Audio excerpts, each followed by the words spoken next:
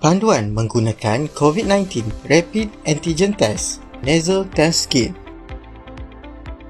Kit ujian ini mengandungi panduan pengguna, rak buffer ekstrak, swab pakai buang, tube ekstrak dan kaset ujian. Sebelum ujian dilakukan, jangan makan, merokok, mengunyah atau minum minuman selain air kosong. Lipatkan rak untuk menampung tube. Letakkan tube pada rak.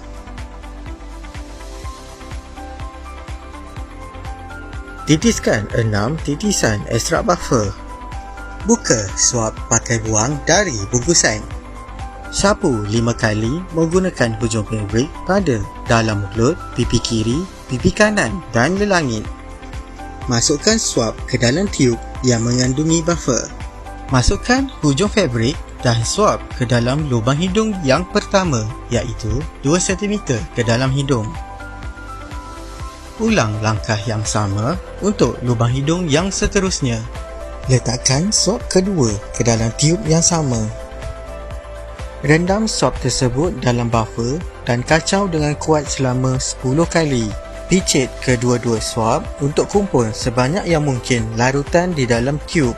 Buang swab terpakai ke dalam beg sampah yang dibekalkan dan tutup zip dengan kemas.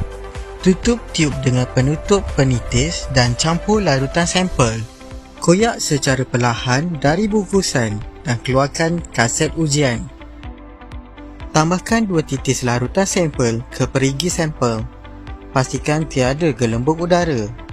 Sampel akan mula menyerap ke arah atas membran.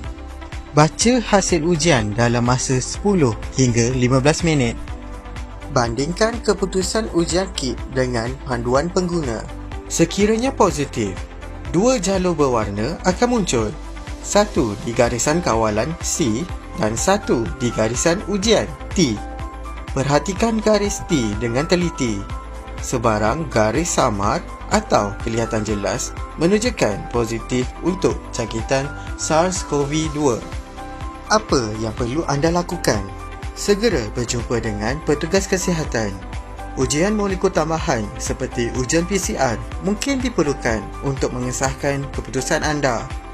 Petugas kesihatan akan menentukan cara terbaik untuk merawat anda berdasarkan kepada keputusan ujian, sejarah perubatan dan gejala. Anda harus mengasingkan diri untuk mencegah penyebaran virus kepada orang lain. Sekiranya negatif, hanya 1 jalur berwarna di garisan kawalan C yang kelihatan. Ini menunjukkan bahawa antigen virus SARS-CoV-2 tidak dikesan. Keputusan adalah tiada jangkitan COVID-19. Sekiranya tidak sah, tiada sebarang garisan pada kit kelihatan atau garisan ujian T kelihatan pada kit. Apa yang perlu anda lakukan?